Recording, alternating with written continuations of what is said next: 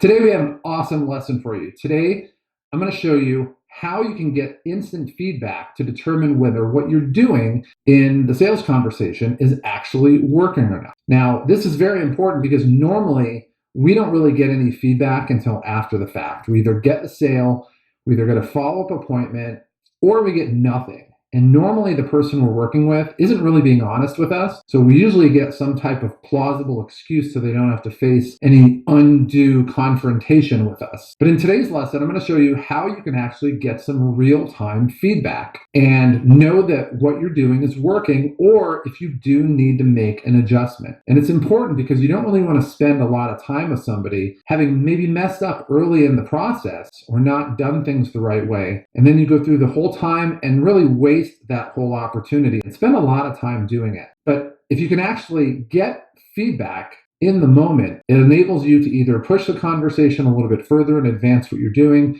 or if you need to recalibrate, you can actually identify that maybe you need to do something different. And if that means ejecting, getting out of the conversation, and getting yourself back on track, then so be it. Now, in the community, we talked about this all the time. We talked a lot about being able to identify whether what you're doing is working or not. And it's really important, especially when somebody was new in the community. It was really crucial for them to be able to get a sense on where they're at early in the process. And if they're doing something that's a little bit off center and is not working and is not being effective, then they can always eject out of the situation, kind of regroup, figure out what they need to change and what they need to adjust, and then jump back in again. Now the question is, how do you do that? So you have somebody in the community, they're talking to this really cute girl, smart, everything seems to be going well, but you need to be able to identify if what you're doing is getting her attention, if she actually has attraction for you, if she wants to get to know you better. And so one of the things that we did is we always wanted to be able to affirmatively identify an IOI, which we cover in other lessons, but is short for an indicator of interest. And one of the things that we teach in the community is that if you really want to get a sense on whether this girl's hooked or not, you want to be able to set up a compliance test. And basically what that means is it's not just showing that she has an indicator of interest, which can be passive and a little bit of an interpretation sometimes, but we want to actually do something where there's a demonstration that she is interested enough that she's ready to act on that interest. So one of the things that we did was we would always insert a compliance test somewhere early in the conversation. It wasn't right off the bat, but it definitely wasn't 10 minutes in either. And in the community, there's a number of different ways to do it. Now, my personal favorite, the one that I really like best, really had to do with buying drinks. Now, in the community, one of the absolute things that we never did is we never bought drinks for women, ever.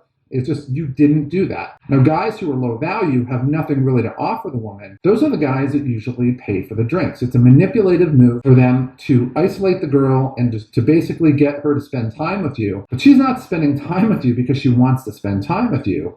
She's spending time with you because you bought her a drink, and that's it. There's no attraction, there's no interest, but it's a free drink. Who's going to turn that down? What we did was a little bit different. I mean, we had a rule that we weren't going to pay for drinks ever. One of the things that we did is we took that to another level. Is when we were out, one of the things that we did is we set up a compliance test where we would actually get the girl to buy us drinks.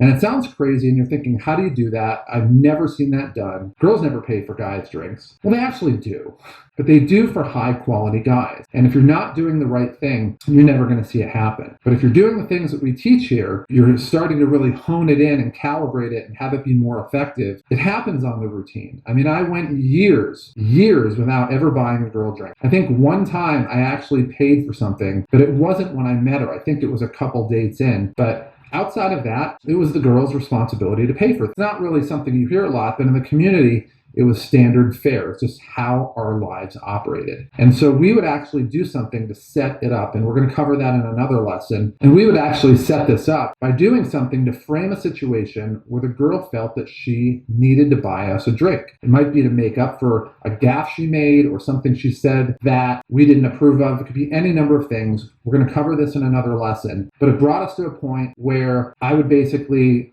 just let her know that look, it's her responsibility to buy us a drink. Now, if there's no attraction there, if we're messing things up, if we're uncalibrated, and if what we're doing is not really in line with who we are as a person deep down within, then the girl's not going to buy us a drink. And it tells us exactly where we're at, that we need to make an adjustment. It could be a small adjustment or it could be a big adjustment. But if we're doing things the right way and we're calibrated externally to internally, that girl's going to buy us a drink every single time. And that is a compliance test. It's showing us that she is acting on the interest that she feels for us. And it's also reinforcing the alpha position that we have, that we're going to be the ones calling the shots. When we tell her to buy us a drink and she does, it shows that she's complying with where we're leading. And at that point, you have an absolute confirmation that number one, you're the alpha in the room and that she's going to go where and how you want to go, which is really important. But number two, it lets you know that what you're doing is all calibrated, that what you're saying outside and what you're demonstrating non-verbally matches where you are inside. And girls can sniff that out in a heartbeat. If you're not lined up, the girl's going to see it and she's going to blow you out. Now in sales, it's really no different. When you're talking to somebody, you need to identify whether there's interest there. Now we have indicators of interest, but we want to have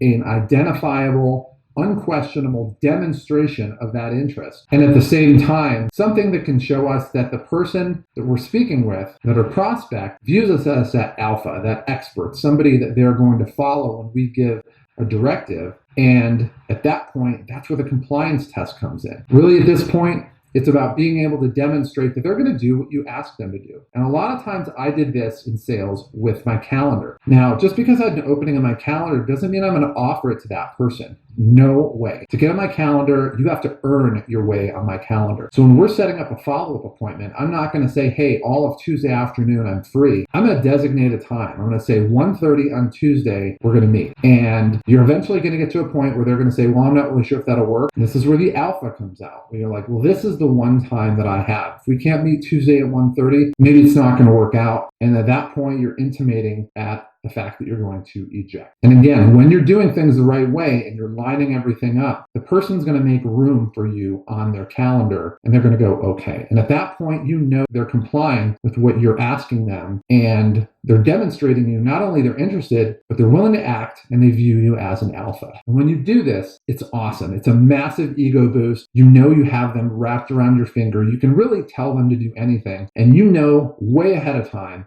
that sale is yours if you want it. And you've never even come close to asking them to close the sale. But they're already at a point where they're ready to buy, but they're just going through the steps that you want them to go through. And when you get to this point, it really is a game changer. It's going to change your outlook of the world and it's going to give you a massive boost of confidence. And that one factor alone is probably going to add so many sales to your client portfolio that you'll never again be in a position where you feel like you need a sale. And it all starts with using a compliance test.